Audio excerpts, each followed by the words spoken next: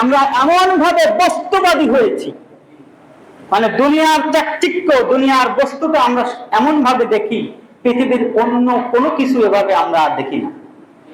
প্রমাণ এই যে ঢাকার মিরপুরে ছেলে সরকারি মন্ত্রণালয়ের যুগ্ম সচিব, মোংলা বন্দরের বড় একজন অফিসার, আর এক ছেলে বুয়েটের শিক্ষক, মেয়ে ঢাকার একটা স্বনামধন্য স্কুলের শিক্ষিকা। কোরবানির ঈদ গিয়েছে, আমরা সবাই তো বাড়ি করেছি, ঠিক কিনা বলেন? মা কোরবানির ঈদের 7 দিন পর্যন্ত, কোরবানির 31শে মে এটা তো প্রচার হয়েছে যে কোরবানির ঈদের 7 দিনের ভিতরে কোন সন্তান খোঁজ নেয় নাই। মিরপুরের একটা ফ্ল্যাটে মা পড়ে মরে পচে গন্ধ বের হচ্ছে, পাশের ফ্ল্যাটের লোকজন গন্ধ যখন বের হচ্ছে তখন টের পেয়েছে যে এই ফ্ল্যাটের ভিতরে কি। দরজা ভেঙে দেখে যে মরে পচে চোখ থেকে পোকা বের হচ্ছে। আপনি চিন্তা করেন, আমার কাছে একটা জিনিস খুব ভালো লেগেছে। এই যুগ্ম সচিবকে প্রধানমন্ত্রী বলেছে যে তোমার রাষ্ট্রের কোনো দায়িত্ব নাই, চাকরি থেকে আগে বরখাস্ত করো। ভালো করেছেন? যে ব্যক্তি তার নিজের পিতা মাতার খোঁজ নেন, এই রাষ্ট্রের কি দায়িত্ব নেবে?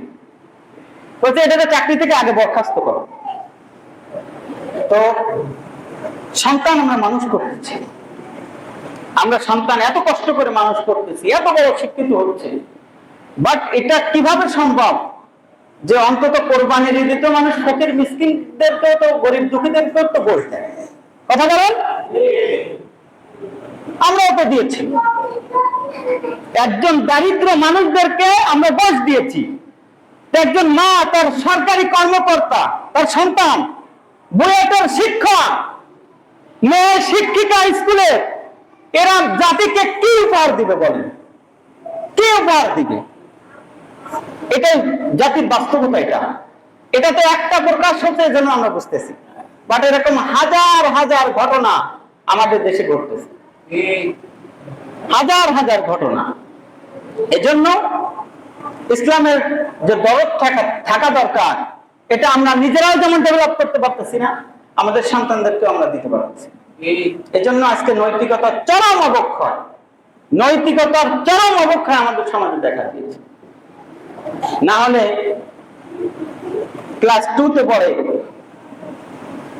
একজন ছাত্রী, তার বয়স মাত্র 7 বছর, তাকে কিভাবে ধর্ষণ করে গলা কেটে বালতির ভিতরে রেখে দেওয়া হয়। এ কোন জামানায় আমরা অবস্থান করতেছি? কোন অবস্থার ভিতর দিয়ে আমরা যাচ্ছি যে বাচ্চাকে ধর্ষণ করে গলা কেটে রাখছে বালতিতে, আর বাকিটুকু বাথরুমে নিয়ে রাখছে? মানে এটা আপনার কল্পনা করা যায়? আমরা তো আইয়ামে জাহেলিয়াত বলি যে অনেক খারাপ ছিল। তো আইয়ামে জাহেলিয়াতে তো মেয়েদেরকে, কন্যা সন্তানদেরকে জীবন্ত কবর দেওয়া হতো কি জন্য? যে আমার ভবিষ্যতে আমার নাক কাটা যাবে, মানুষদেরকে আমি কি বলবো?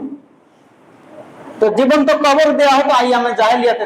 যখন আর আজকে 2026-এ এসে আমরা দাবি করতেছি আমরা খুব স্মার্ট, আমরা খুব উন্নত, আমরা উন্নয়নশীল দেশ, আমরা আমাদের সমাজ পরিবার খুবই সচেতন, বাট এই সচেতনতার জায়গা থেকে আমরা আমাদের পরিবার সমাজকে কি ডেলিভারি দিচ্ছি? এই যে ভয়াবহ চারিত্রিক অবক্ষয়, এটার রোধ করার জন্য আল্লাহ সুবহানাহু ওয়া তাআলা যে কোরআন নাযিল করেছেন, ইসলামকে বুঝা, মানা এবং নিজের পরিবারের ভিতরে ইসলামকে না আনলে এই পরিস্থিতি আরো অবনমিত হবে। আল্লাহ আমাদেরকে বুঝার তৌফিক দান করুন, যেন আমরা সকলেই যে দরদ ইসলাম আমাদেরকে শিখায়, এটা যেন আল্লাহ সুবহানাহু ওয়া তাআলা আমাদের সবার ভিতরে আল্লাহ তাআলা দান করে দেন। আল্লাহ তাআলা আমাদেরকে সকল প্রকার বালা মুসিবত এবং বিভিন্ন প্রকার সমস্ত ফিতনা থেকে আল্লাহ আমাদেরকে হেফাজত করুন।